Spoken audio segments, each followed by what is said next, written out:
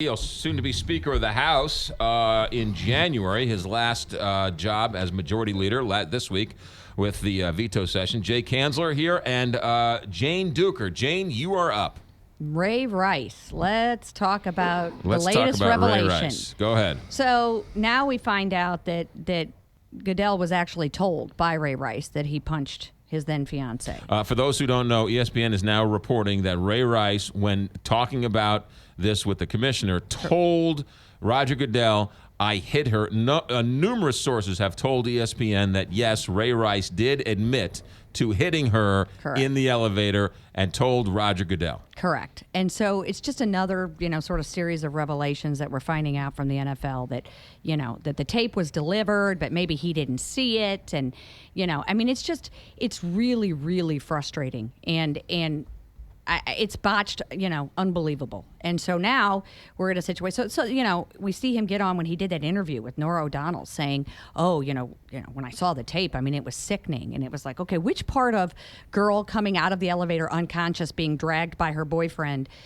which part of that did you not understand that she was obviously punched very hard if she was knocked out and being dragged out of an elevator? And why do you need to see a tape in order to do that? And the fact that, the guy, obviously, when you see the videotape of him inside the elevator, it's very clear he's done this before. He didn't have any sort of visceral reaction like he had lost control and he was instantly, remorseful. He drug her out of the elevator with his foot, kind of pulled down her skirt so that the people walking by wouldn't see up her skirt after he knocked her out.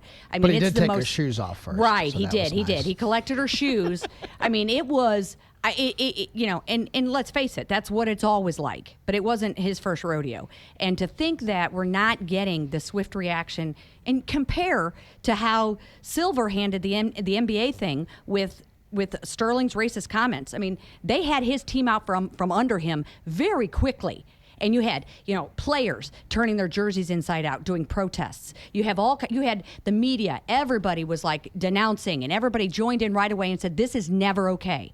We don't have that here. And I can't fathom why it is possible that we don't have everyone united saying domestic violence, hitting women, knocking them out is never okay. Where are the protests? Where's the outrage? So the NFL, they're going to do an independent investigation, and I've been following some of that, and the ties to the people doing the investigation to people within the NFL organization is truly disturbing. But, to me, that's just a stall tactic, so maybe people won't get angry and keep protesting if we're going to go ahead and do this independent investigation. And, it's nonsense. There needed to be swift action. They didn't do it. They botched it. Goodell's got to go. Do they want women to hate the NFL? Jay Kanzler. It's hard to disagree with anything that Jane said. It's a matter of priorities.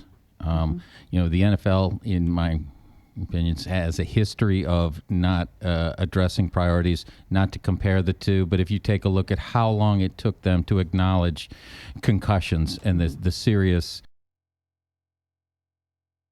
physical damage that was going on. They dragged their feet, they denied until they could no longer deny it, and then they took a stand, and then the courts forced them. The same thing here. Deny, kind of play along, and then say, it's something we have to do. There should be a stand on this, not with just Ray Rice, but it should be something that they make as a priority. Mm-hmm. We are not going to accept this. This is something we're going to address every day from here on out, just the way we did with the bullying aspect with the Miami Dolphins. They made a big deal. It's amazing to me. So bullying within a locker room is more important than stopping a guy from cold cocking a woman in an elevator. It's unbelievable. Well, I think, John, go ahead. What are your thoughts? Yeah, to go along with what Jane said and with what Jay said, the NFL's had, I think, a long history and culture where they've kind of looked the other way, frankly, on violence. If it's somebody that can put bodies in the seats. And that's got to stop. I think when you see from the local and even at the state level, 2 sessions ago, John Lamping and I co-sponsored a very comprehensive reform of our domestic violence statutes against women and children for this very reason, so that there's a streamlined, clear process that we can get those who need protection very, very quickly, and there are swift penalties. There's just too many things. Like, why wasn't Ray Rice arrested on the spot. You're with right. all You're those right. The folks there, NFL's not the only security bad guard. actor here. And then it's a little hard to believe that the video first. She got issued charges. Well, first they it was, issued charges right. against her. First, it was. Well, we didn't have the tape. Then all of a sudden, the New Jersey police, I think, said, "Oh yeah, we sent it to you, and here's your voicemail acknowledging that you received it." Oh, that's terrible. Yeah, Some female that's staffer not said. Good. So, yeah, this is probably pretty clearly he's a star player. So it's probably on a premier franchise. So it's probably pretty clearly a cover up or try to look the other way, like they did with the guy from the Baltimore Ravens a couple years ago who shot people at the Super Bowl. Right. Well, People named Ray. Beware. Baltimore Ravens. Did you see the clip of Ray Lewis trying Yeah. to defend Yeah. himself, saying it's nothing Right. like me, and then they Right. go to the quarterback Steve Young, Yeah, and they're who like, just "Steve, says, what do you think?" And he's "Whoa." like, "Whoa." I mean, there are no don't know. words for I don't know this. what to I say. mean- Right. But here's where I think it all turns, and that is Goodell talks to him. He sees the first tape. He talks to him. He suspends him 2 games. And there's an implication that she somehow that because she got issued charges, that somehow something she did was part of this or provoked it. I mean, Well, don't but- tell me that wasn't underlying a lot of this was but- this idea that she shouldn't She have provoked? Give me that a she break. somehow provoked it. Okay, but hold on a Seriously. second though. So he suspends him 2 games, and then before this other tape comes out, Goodell on his own says, I messed up. rethinking the policy, it really should be different. So going forward, it's 6 games for the first offense, a permanent ban for the second offense, and we really went too light on Ray Rice.